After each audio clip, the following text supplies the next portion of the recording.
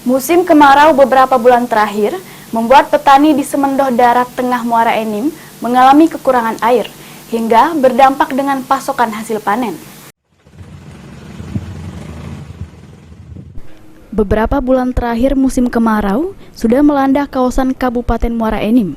Kondisi ini membuat petani di Balai Bibit Induk BBI Aurduri, Kecamatan Semendoh Darat Tengah, SDT, kesulitan mendapatkan pasokan air untuk perkembangan hortikultura milik mereka.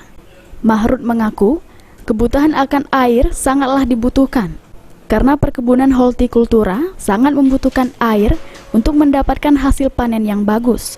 Jika pasokan air tak terpenuhi, hasil panen akan lebih sedikit dan sayur yang dihasilkan kurang baik.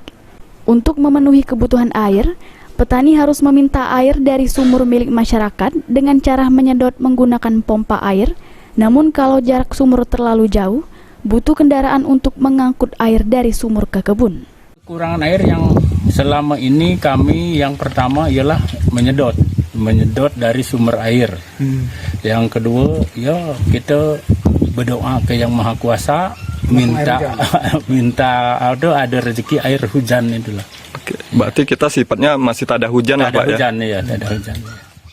Memang selama ini tidak ada sumber air khusus untuk perkebunan di BBI Aurduri. Untuk mencukupi kebutuhan air, petani masih mengandalkan air hujan sebagai sumber air.